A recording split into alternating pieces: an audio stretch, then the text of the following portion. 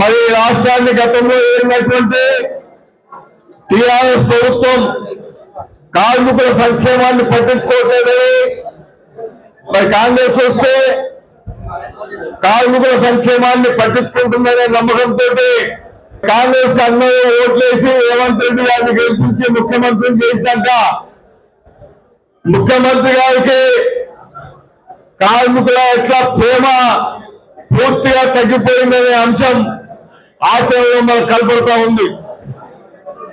మరి ఈనాడు మనం ఒక విషయాన్ని ఆలోచించాలా. రేవంత్ రెడ్డి ముఖ్యమంత్రి అయినాక ఏరులో మొత్తం రాష్ట్ర ఆఫీస్ బేవర్స్ అంతా పోయి ఆయనతో దాదాపు 8.5 గంటల సేపు కార్మిక సమస్యల మీద చర్చలు చేయడం జరిగింది. ఆ సందర్భంలోనే సింగరేణి గురించి ప్రస్తావించినప్పుడు నేను సింగరేణి యూనియన్ నాయకులతో ప్రత్యేకంగా సమావేశమయ్యి వాళ్ళ సమస్యలన్నీ పరిష్కారం చేస్తామని చెప్పి మాకు హామీ ఇవ్వడం జరిగింది. మరి అంతర్గత ప్రకారం ఒకసారి సమావేశం అయ్యారు. మీ సమస్యలన్నీ సానుకూలంగా పరిష్కరిస్తామని చెప్పి చెప్పారు. దాంట్లో ముఖ్యంగా కాలున్న ఉద్యోగాలు ఆ ఉద్యోగాలను వెంటనే భర్తీ చేస్తామని చెప్పి చెప్పడం జరిగింది. అంతేకాకుండా ఇన్కమ్ ట్యాక్స్ సమస్య ఒకటి ఉంది, సొంత ఇంటి కళ ఒకటి ఉంది. ఈ సమస్యలు కూడా మేము పరిష్కారం చేస్తామని హామీలు ఇవ్వడం, పబ్లిక్ మీటింగ్ లో మాట్లాడటం, ఆ తర్వాత పట్టించుకోకుండా రాజకీయపరమైనటువంటి నిర్ణయాలు తీసుకోవడంతో కాలయాపన చేస్తా ఉన్నారు. అంతేకాకుండా రాష్ట్ర ఏతోటి కానీ మనం సప్లై చేసినటువంటి బొగ్గు వల్ల కానీ రావాల్సినటువంటి 50,000 కోట్ల రూపాయలు తిరిగి మనం చెల్లించకుండా మన సంస్థని నష్టంలో నెట్టేసేటటువంటి ప్రయత్నాలు రాజకీయంగా వాళ్ళు చేస్తున్నటువంటి విషయాన్ని కూడా మనం గమనించాలి. ఇంకా అనేక బావులు తవ్వాల్సినటువంటి అవసరం ఉంది, కొత్త బావులు తీసుకురావాల్సినటువంటి అవసరం ఉంది, కొత్త వాళ్ళకు ఉద్యోగాలు కల్పించాల్సినటువంటి అవసరం ఉంది. గవర్నమెంట్ అంటే ప్రజల యొక్క సంక్షేమాన్ని ఆలోచించాలా, ప్రజలకు ఉద్యోగాలు ఇవ్వాలా, ఉద్యోగాలు చేస్తున్నటువంటి వాళ్ళ జీతాలు పెంచాలా, వాళ్ళ జీవన ప్రమాణాలని పెంపొందించేటటువంటి పద్ధతిలో ఆలోచించాలా. ఇవాళ వస్తున్నటువంటి ప్రభుత్వాలు కేంద్రంలో ఉన్న మోడీ గారి గురించి అయితే మనం చెప్పాల్సిన అవసరం లేదు. మన నడుములు ఏర్పెట్టాడు. మొత్తం కార్మిక వర్గం పోరాటం చేసి త్యాగాలు చేసి సాధించుకున్నటువంటి 44 కార్మిక చట్టాన్ని పూర్తిగా రద్దు చేసి 4,50 కోట్లు తెచ్చి రేపు ఏప్రిల్ 1వ తేదీ నుంచి పూర్తి స్థాయిలో అమల్లో తీసుకొస్తామని చెప్పి చెప్తా ఉన్నారు. దాంట్లో కార్మికుల మరణ శాస్త్రం ఉంది. కార్మికులకు ఏం ఉపయోగం లేదు. కేవలం యాజమాన్యాల ముందు కార్మిక వర్గం బాధ్యతలాగా పనిచేసేటటువంటి పద్ధతులు వాళ్ళు కల్పిస్తా ఉంటే మేము ఈ కాంగ్రెస్ ప్రభుత్వాన్ని కలిసాం, మెమోరాండం ఇచ్చాం.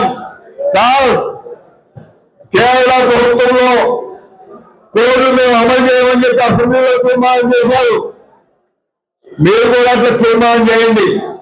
గతంలో కేసీఆర్ ప్రభుత్వం ఈ 4 కోడ్లు అమలు చేయడానికి రూల్స్ ఫ్రేమ్ చేసింది, దాన్ని రద్దు చేయండి అని చెప్పి అడిగాం. ఆలోచిస్తామని చెప్పి చెప్పారు. కానీ దాని గురించి ఇప్పుడు దాకా పట్టించుకోవాలా. అంటే ఆ కోర్స్ అమల్లోకి వస్తే 12 గంటల డ్యూటీ ఇదే జీతానికి చేయాల్సినటువంటి పరిస్థితి రాబోతా ఉన్నది. దాన్ని బాగా మేము అర్థం చేసుకోవాలా అని చెప్పి ఈ సందర్భంగా నేను మనవి చేస్తా ఉన్నాను. అంతేకాకుండా టైం బేస్డ్ ఎంప్లాయ్మెంట్ అంటే యజమాని కాల పరిమితి నిర్ణయిస్తాడు.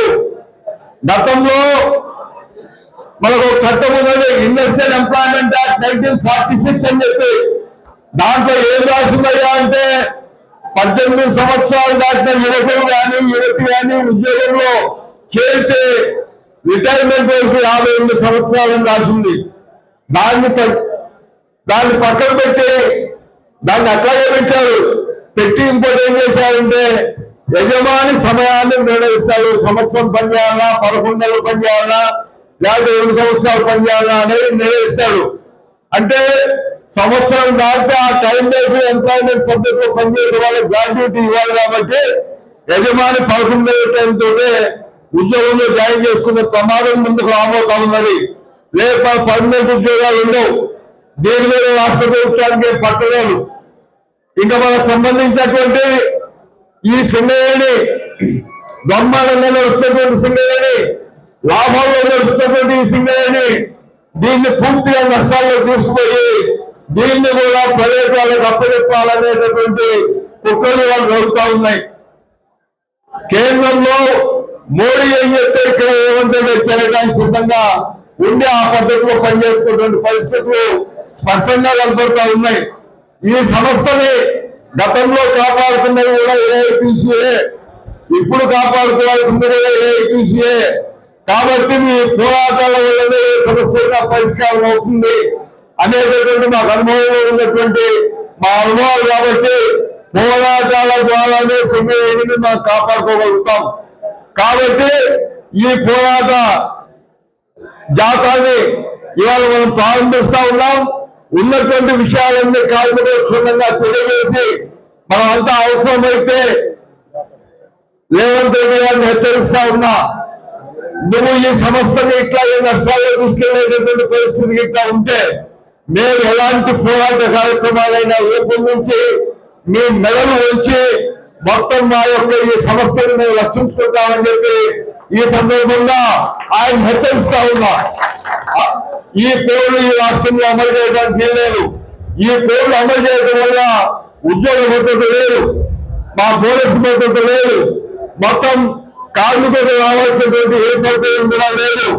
సొంత ఇల్లు లేదు, అద్దె ఇల్లు లేదు, ఎలాంటి ఇల్లు లేదు, రోడ్డు మీద పోయేటటువంటి పరిస్థితి ఉన్నది. సొంత ఇల్లు ఎందుకు చేయరు? సొంత ఇల్లు ఇస్తామని చెప్పి, సొంత ఇల్లు కావాలని చెప్పి గతంలో మీరు పోరాటం చేస్తే గత ఎన్నికల్లో మీ ఇల్లు హామీ ఇవ్వలేదా? మరి మీరు ఇచ్చిన హామీని మీరు ఎందుకు నిలబెట్టుకుంటలేదు? మీకు ఓట్లు కార్మికులు మీకు ఓట్లు వేయలేదా? మా తర్వాత ఉన్నటువంటి సంఘం మీదే లేదా? మరి అట్లాంటప్పుడు ఈ 2 సంఘాలను కూర్చోబెట్టి అన్ని సమస్యలు పరిష్కారం చేయలేనటువంటి ఆలోచన చేసుకోవచ్చు కదా. కేవలం ఏఐటీసీ అధికారంలో ఉన్నది కాబట్టి ఏఐటీసీ దెబ్బతీయడమే కాకుండా కేసీఆర్ కంటే కూడా ఇంకా ఎక్కువ ఆస్తులు సంపాదించుకోవాలని ఇవాళ ఉన్నటువంటి మినిస్టర్లు కానీ అక్కడ ఉన్నటువంటి ముఖ్యమంత్రి కానీ అన్ని ప్రభుత్వ సంస్థల మీద ఎంతవరకు వచ్చో అంతవరకు దోపిడీ చేసేటటువంటి ప్రయత్నాలు వాళ్ళు చేస్తా ఉన్నారు. దీన్ని మనం ఎట్టి పరిస్థితుల్లో కూడా చూస్తూ వదిలిపెట్టేటటువంటి సమస్య లేదు. కాబట్టి మన పోరాటాన్ని వాళ్ళు స్టార్ట్ చేస్తున్నాం. ఈ పోరాటం అయ్యేంత వరకు, ఈ పోరాటం తర్వాత కూడా మీరు మా మాట వినకపోతే ఇంకా ఉధృతమైనటువంటి పోరాట కార్యక్రమాలు రూపొందించి మొత్తం ప్రభుత్వం మీద పోరాటం నడిపించి మా సమస్యను పరిష్కారం చేసుకుందామని చెప్పి దాంట్లో మీరంతా కార్మికులతో కలిసి రావాలని ఏఐటీసీ రాష్ట్ర వ్యాప్తంగా సింగరేణికి అండదండగా ఉంటుంది. మీ పోరాటాల సంఘీభావంగా రాష్ట్రంలో